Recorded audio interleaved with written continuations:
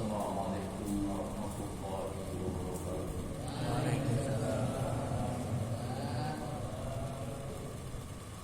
Alhamdulillahirabbil alamin. Wa bihi nasta'inu 'ala umuri dunya waddin. Wassalatu wassalamu 'ala sayyidina Muhammadin wa 'ala alihi wa ashabihi wa man tabi'ahu bi ihsanin ila yaumiddin, amma ba'd. Ila hadratin Nabi Mustafa Rasulillah sallallahu alaihi wasallam wa ila azwajihi wa dhurriyyatihi wa sahbihi kiram syahidillah lahum al-Fatihah.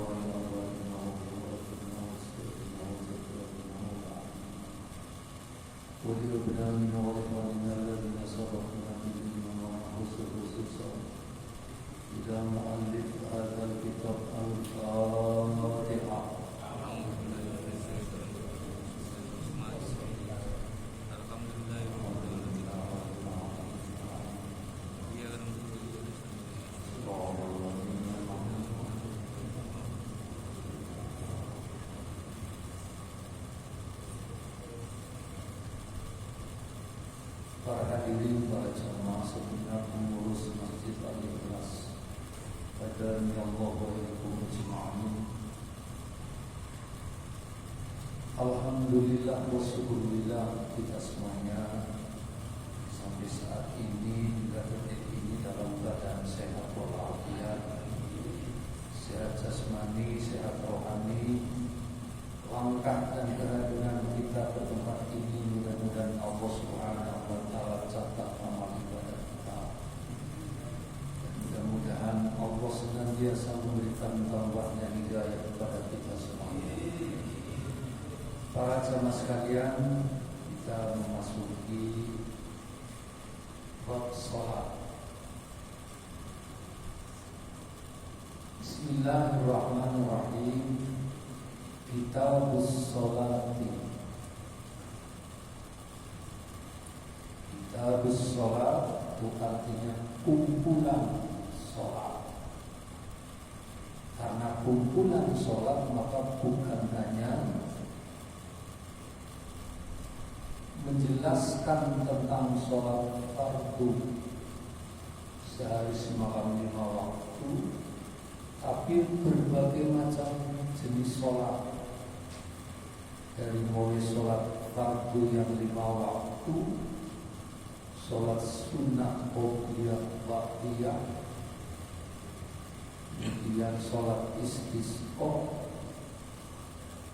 sholat khusyukus syamsi, sholat khusyukul qamari, sholat idul fitri, sholat idul adha, dan termasuk sholat-sholat sunnah yang lain, juga sholat yang fardu kifayah, yaitu sholat jenazah.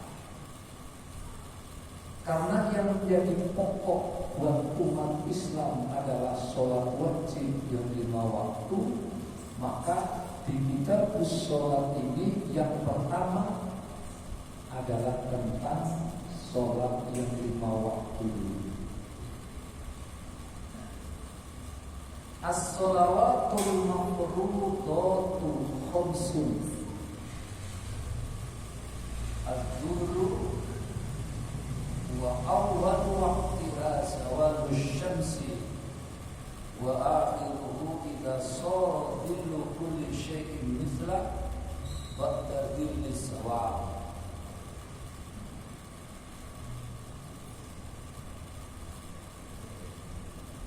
As-shalawatul mafrudatu, sholat yang difardukan, yang diwajibkan untuk umat Islam Khomsun ada 5. Sholat zuhur, asar, maghrib, isya, subuh.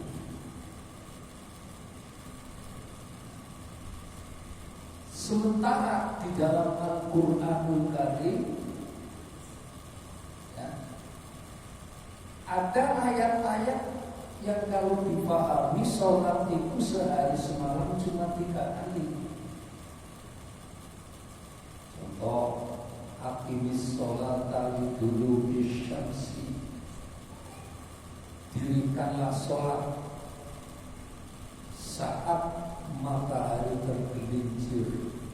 Berarti sholat zuhur.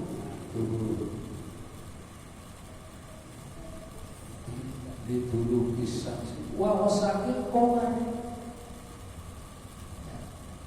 ketika masuk waktu malam. Berarti sholat maghrib. Wa Qur'an al-fajri, dan sholat subuh.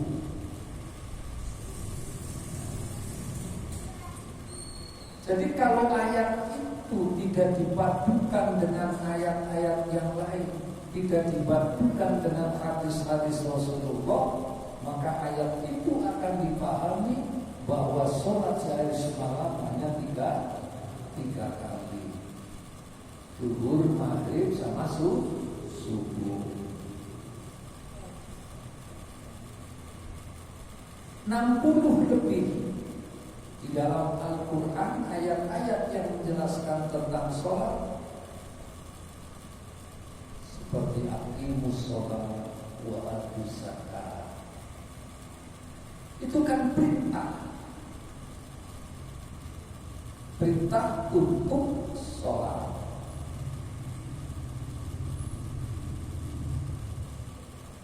Al-Zuhur yang pertama adalah sholat zuhur. Wa awwalu waqtiha zawalu syamsi, awal waktu zuhur saat matahari tergelincir. Di matahari tergelincir itu setelah waktu istiwa. Waktu istiwa kalau kita berdiri itu pas bayangan itu tidak keluar, tapi pas tengah-tengah itu, pas di tengah-tengah persis, maka bayangan kita persis. Itu namanya waktu istiwa. Begitu matahari geser ke barat sedikit, bayangan kita ke timur, nah itulah namanya waktu zawalul syamsi, masuk waktu zuhur. Berarti bapak-bapak sama sekalian, peredaran matahari, ya, perputaran matahari, dan juga peredaran bulan itu masing-masing ada manfaatnya. Manfaatnya beda-beda. Peredaran matahari untuk menentukan awal waktu zuhur, waktu asar, waktu maghrib, waktu isya, waktu subuh, itu dihitung dengan menggunakan peredaran matahari. Sedangkan bulan dipakai untuk menentukan awal bulan. Tapi awal bulan itu bukan awal bulan berdasarkan perhitungan Januari, Februari, Maret, April, bukan. Tapi awal bulan yang dihitung dengan kalender Hijriah, Muharram, Safar, Rabiul Awal, Rabiul Akhir, Jumadil Awal, Jumadil Akhir, Rajab, Sya'ban, Ramadan, Syawal, Dzulqa'dah, yang terakhir Dzulhijjah. Maka nanti ketika akan ditentukan tanggal 1 Ramadan itu dilihat dari peredaran bulan. Demikian pula ketika akan menentukan awal bulan Syawal atau tanggal 1 Syawal, yaitu pada saat Idul Fitri, itu pakainya bulan, peredaran bulan. Nah, sementara bedanya kalau antara bulan dan matahari, kalau matahari tidak punya mangsilah-mangsilah, yang punya mangsilah-mangsilah itu adalah bulan. Wal qamaru qaddarnahu manazila hatta ada kal urjunil qadim. Sedangkan bulan saya tentukan mangsilah-mangsilah. Maksudnya mangsilah-mangsilah ini adalah apa? Bentuk, ya, apa namanya, daripada bulan itu tidak sama seperti matahari. Kalau bulan, kalau tanggal 15 namanya bulan apa? Bulan purnama. Kalau bulan purnama berarti penuh, bulanannya penuh. Nanti setelah tanggal 15 masuk ke tanggal 16 sudah mulai kurang sedikit. Tanggal 17 kurang lagi. Nah, nanti ketika sekitar tanggal di atas tanggal 20, tanggal 22 atau 23 itu tinggal separuh, tinggal setengahnya. Nah, nanti pada akhir bulan seperti tandang kurma. Itu yang disebut dengan sebutan bulan sabit. Tapi kalau matahari tidak ada matahari setengah. Nah, jadi begitu muncul juga langsung penuh. Itu semua itu mempunyai fungsi yang berbeda-beda. Panas sinar matahari itu sudah sesuai dengan ukuran. Coba kalau panas matahari ini luar biasa, maka tidak ada kehidupan di dunia ini, terbakar semuanya. Panasnya itu sudah sesuai dengan ukuran, sesuai dengan kadar yang telah ditentukan oleh Allah Subhanahu wa Ta'ala. Nah, Bapak-bapak, para jamaah sekalian, wa akhiruhu, akhir daripada waktu zuhur, idza sara dhillu kulli syai'in mithla, yaitu apabila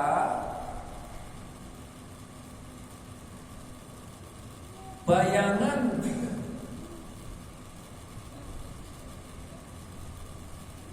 suatu benda itu sama, ya, namanya dhillu kulli syai'in mithla wa tadilli sawali, ya, itu setelah bayangan zawal, artinya setelah matahari tergelincir, sehingga akhir dari waktu zuhur itu saat masuk waktu asar.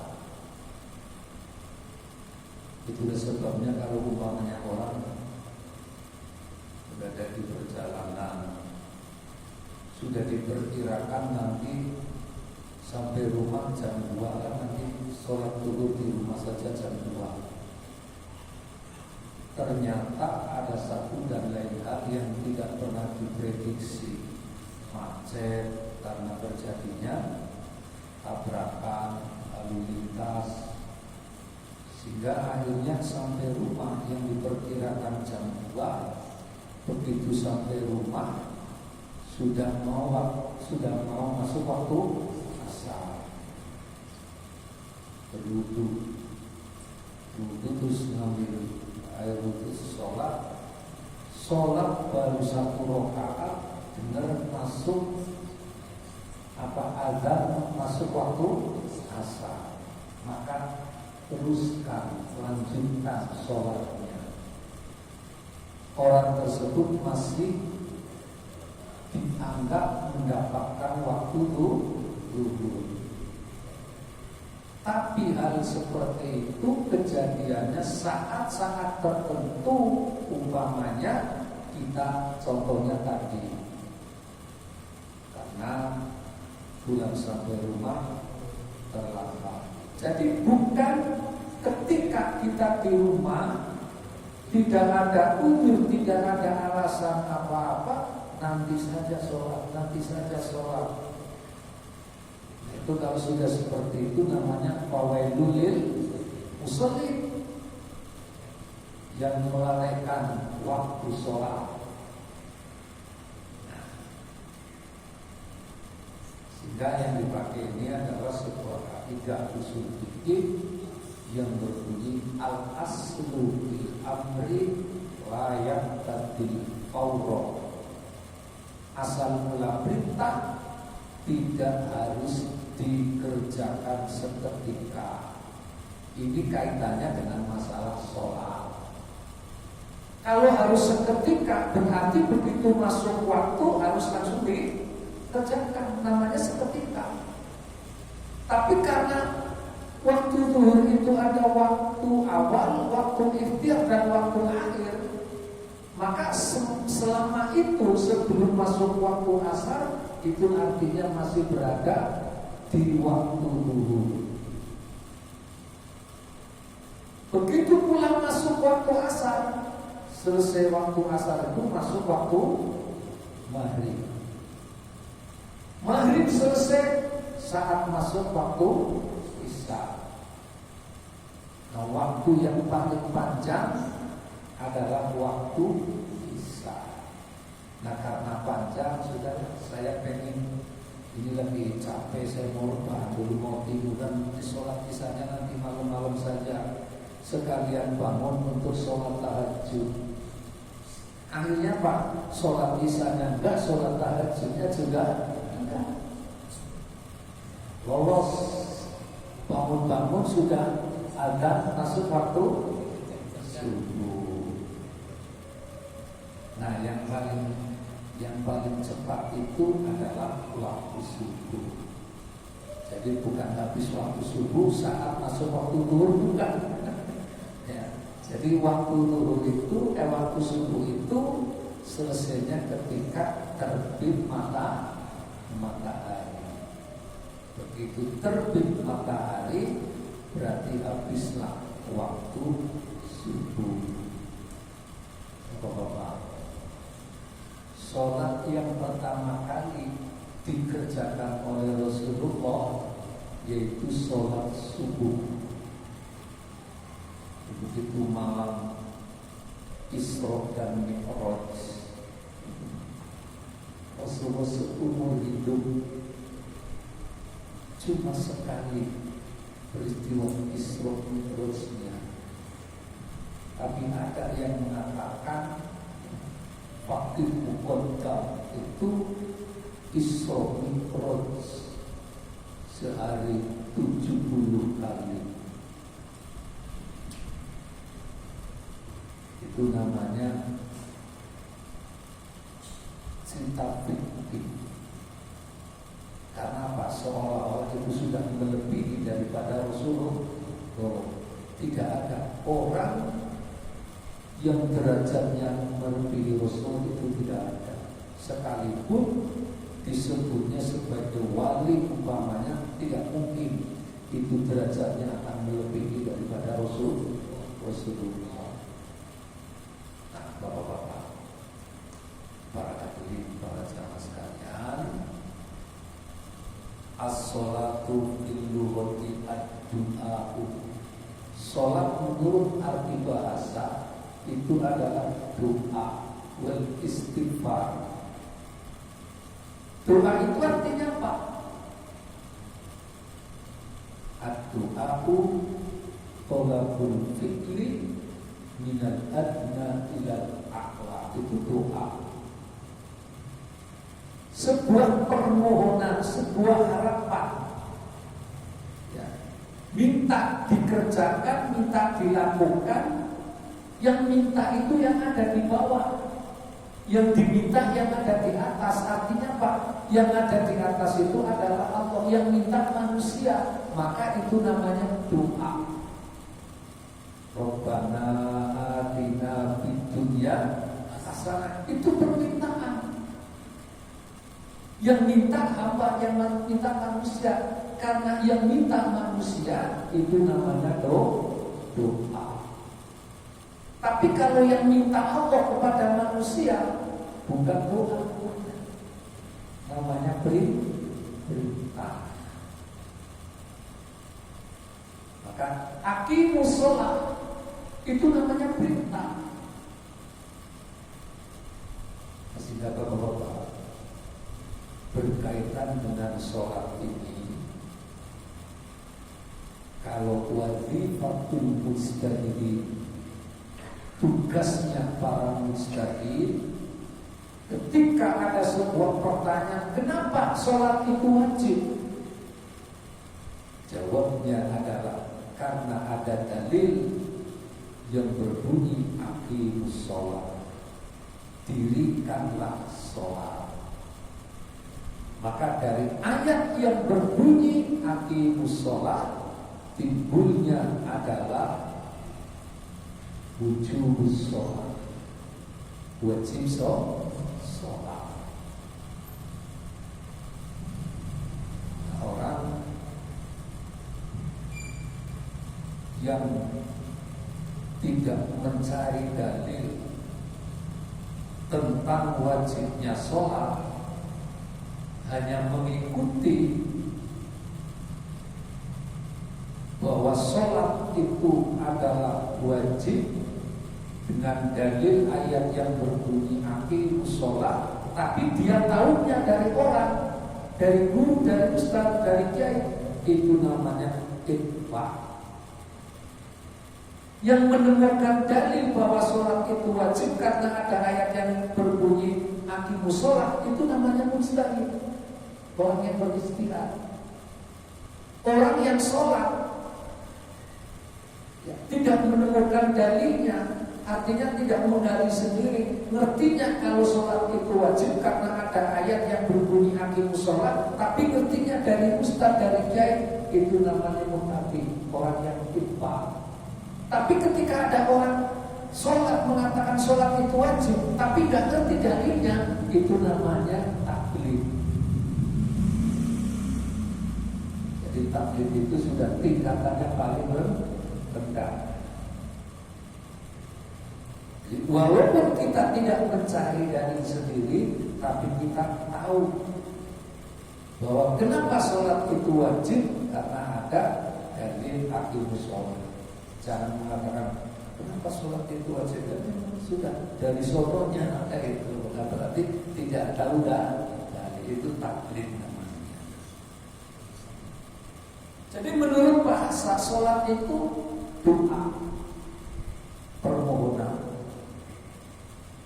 dan istighfar adalah permohonan ampun. Makanya nabi-nabi, rasul-rasul sebelum Nabi Muhammad kan tetap juga melaksanakan sholat.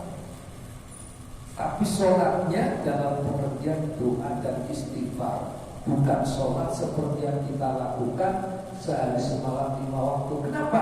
Karena sholat yang 5 waktu itu baru diwajibkan kepada Nabi Muhammad untuk kita umatnya, yaitu melalui peristiwa Isra Mi'raj. Bahkan sebelumnya Rasulullah juga tidak sholat dalam pengertian sehari semalam 5 waktu. Walaupun beliau sudah menjadi Nabi, ya, usia 40 tahun diangkat oleh Allah menjadi Nabi dan Rasul, itu Rasulullah belum sholat 5 waktu belum. Tahun berikutnya belum juga. Nah saat itu awal-awal diangkat oleh Allah sebagai Nabi dan sebagai Rasul, itu hanya untuk menyampaikan kepada masyarakat yang ada di Mekah, apa yang disampaikan?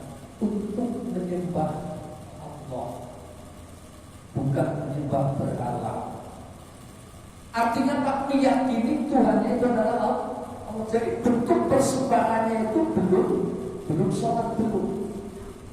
Nah kalau kita sholat kan namanya menyembah Allah. Jadi persembahannya itu bukan melakukan sholat, tapi meyakini bahwa Allah itu adalah sebagai Tuhannya. 2 tahun, 3 tahun, 4 tahun sudah jadi nabi, sudah sampai 10 tahun saja belum sholat. Sudah 10 tahun jadi nabi belum sholat.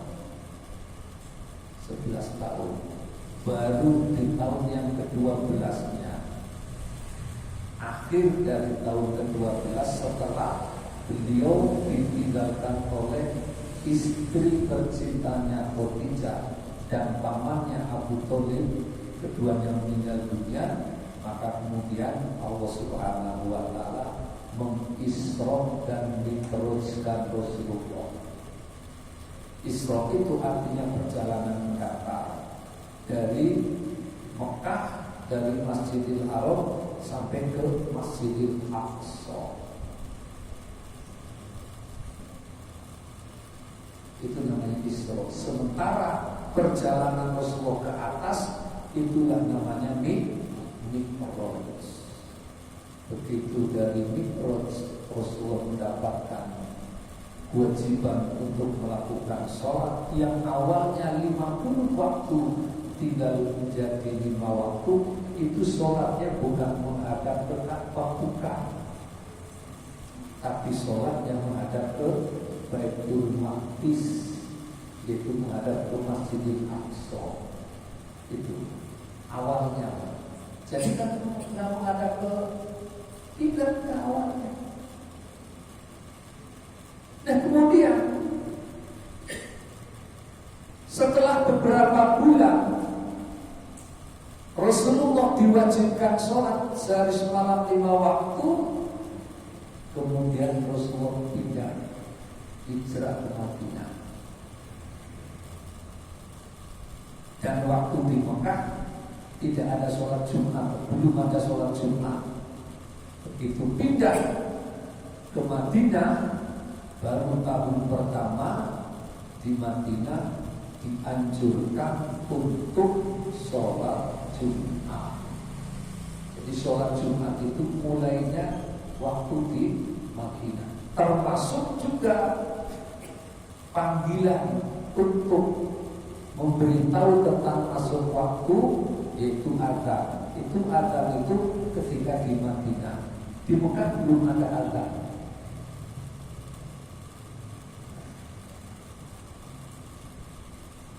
Enam 16 bulan lamanya Rasulullah sholat menghadap ke Baitul Maqdis. Sesudah itu baru ada perubahan arah dari Baitul Maqdis, kemudian berubah menjadi menghadap ke Syatrul Masjidil Haram, ke arah Masjidil Haram, bukan Syatrul Ka'bah.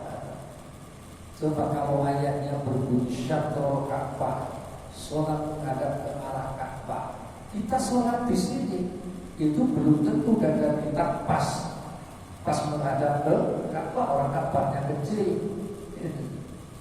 Tapi Syatrul Masjidil Haram di sana. Nah, kita dari sini menghadap ke sana, sekalipun kena pinggirnya masjid, tetap sholatnya sah. Makanya niatnya usolli fardhul maghribi salata raka'atin mustaqbilal qiblatin, menghadap ke kiblat. Kiblat itu diartikan Ka'bah dan Masjidil Haram. Bahkan ada yang berpendapat termasuk kiblat itu adalah Makkah. Maka juga masuk daripada kiblat. Pernah dulu di Jakarta orang sholat tidurnya di Masjid Istiqlal, tapi sholatnya di jalanan. Nah, sholatnya di jalanan itu kiblatnya tidak sama, arah kiblatnya tidak sama, itu tidak sah sholatnya. Waktu peristiwa 212. Nah, itu tidurnya di masjid, tapi begitu sholat di jalanan, boleh itu seperti itu. Kepentingan politik yang diatasnamakan agama itu nggak boleh. Saat ini kita semuanya harus mulai sadar, apalagi sudah tahun-tahunnya, sudah tahun menjelang tahun politik, nanti ada yang selalu menggunakan agama. Nanti sesudah itu dilupakan lagi. Zaman dulu kan tidak pernah, zamannya Orde Baru kan pernah kan. Di zaman-zaman sekarang itu sudah seperti itu. Karena itu tugas kita hanya menyampaikan bahwa saat-saat berkaitan dengan masalah itu janganlah menggunakan agama sebagai alat yang pada akhirnya juga kemudian ditinggalkan ketika sudah mendapatkan posisi. Nah, Bapak-bapak, Allah Ta'ala wa sholli alaihi. Ini yang menjadi landasan kalau sholat menurut arti bahasa, yaitu dalilnya berbunyi wa sholli alaihi.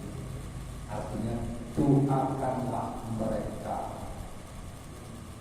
Tapi ketika sholat ini berubah menjadi pengertian istilah, adalah aqwalu wa af'alu. Bacaan dan gerakan yang diawali dengan takbiratul ihram dan diakhiri dengan salam, itu namanya sholat.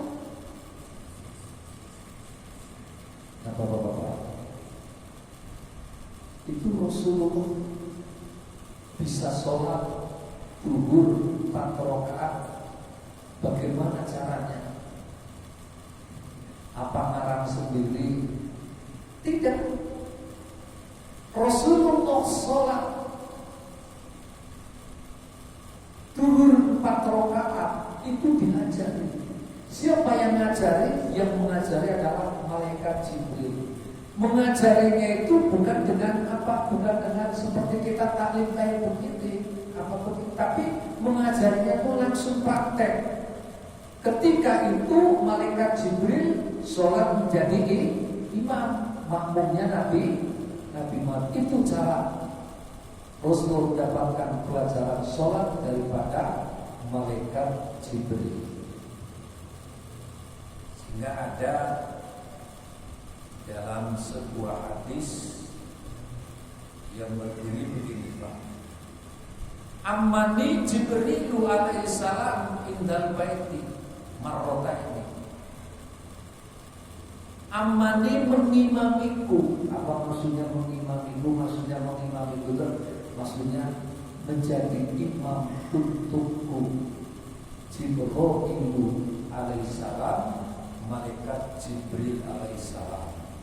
Jadi malaikat Jibril itu menjadi imam untuk Rasulullah SAW indal baiti, di sisi Baitullah, di sisi Ka'bah.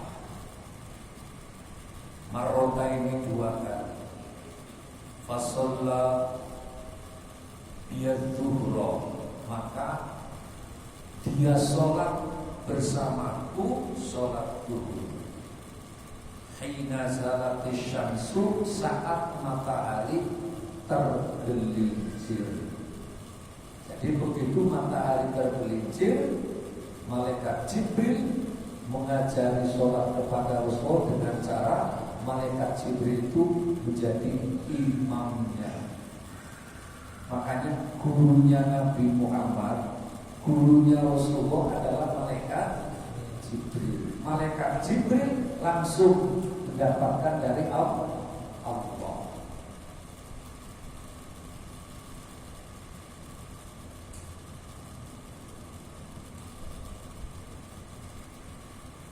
Wa shalla biyal asra. Dan kemudian malaikat Jibril pun sholat bersamaku, yaitu sholat asar. Khina kana dhilluhu mislah. Saat bayangan itu sama, ya, itu sholat asar. Wa shalla biyal maghribah. Dan malaikat Jibril sholat bersamaku sholat maghrib. Khina aqtasohimu, ketika orang-orang yang berpuasa iftar. Iftar itu artinya berbuka. Berbuka itu berarti pada saat ghurubu syamsi, matahari terbenam.